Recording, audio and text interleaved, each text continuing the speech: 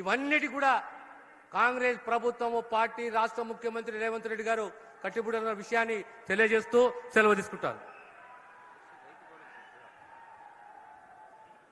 ఈరోజు ఈ పవిత్ర వేదిక మీద నుంచి 70 లక్షల మంది రైతాంగ సోదరులకి ఈనాడు 9,000 కోట్ల రూపాయలు రైతు భరోసా నిధులని ఈ వేదిక మీద నుంచి గౌరవ ముఖ్యమంత్రి గారిని విడుదల చేయవలసిందిగా రైతాంగ పక్షాన వేడుకుంటున్నాను.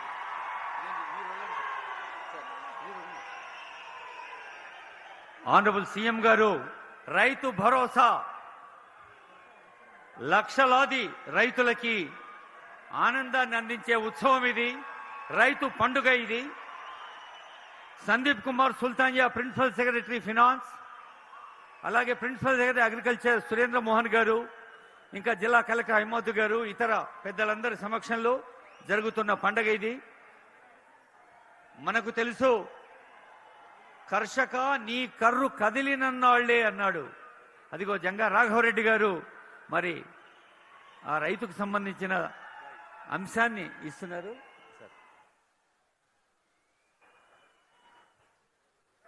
ఈనాడు సిద్దిపేట జిల్లాకి సంబంధించి 750 కోట్ల రూపాయల యొక్క నిధులతోటి శంకుస్థాపనలు, అభివృద్ధి కార్యక్రమాలు నిర్వహించి రాష్ట్ర రైతాంగానికి 9,000 కోట్ల రూపాయలు రైతు భరోసా నిధులు విడుదల చేసి తెలంగాణకి మణిహారమైనటువంటి, అదేవిధంగా రిఫైనరీకి, ఆయిల్ రిఫైనరీకి శంకుస్థాపన.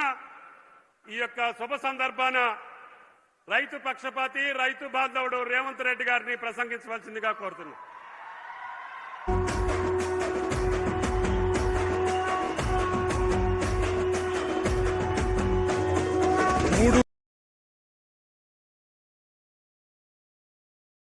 కాంగ్రెస్ సూర్యుడు మన రేవంత్ అన్న నిగ్గదీసి అడిగే మునగాడు, వీడు భూమిన వానైతాడు, బీద సాదల ధైర్యం వీడు, దొంగ దొరల భరతం పడతాడు, మన రేవంత్ అన్న పేద ఇంటికి పండుగ తెస్తాడు.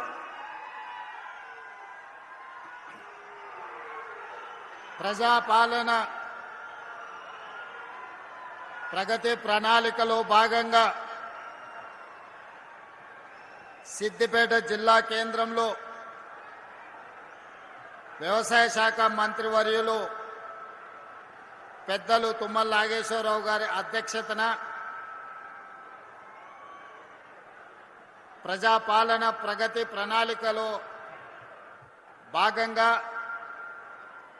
ఆయిల్ ఫామ్ ఫ్యాక్టరీని ప్రారంభించి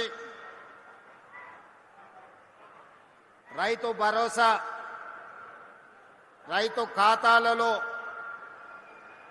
దాదాపుగా 3,600 కోట్ల రూపాయలు 70 లక్షల మంది రైతుల ఖాతాలలో వేయడానికి బ్రహ్మాండమైన కార్యక్రమాన్ని ఏర్పాటు చేసి, ఈ కార్యక్రమంలో నాతో పాటు జిల్లా ఇన్ఛార్జ్ మంత్రివర్యులు వివేక్ వెంకటస్వామి గారు, ఈ జిల్లా నుంచి ప్రాతినిధ్యం వహిస్తున్న సోదరులు పెద్దలు దామోదర్ రాజనరసింహ గారు, మరొక మంత్రివర్గ సహచరులు పొంగులేటి శ్రీనివాసరెడ్డి గారు, యువ మిత్రులు, సహచర మంత్రివర్గ సభ్యులు, మీ అభిమాన నాయకులు పొన్నం ప్రభాకర్ గారు,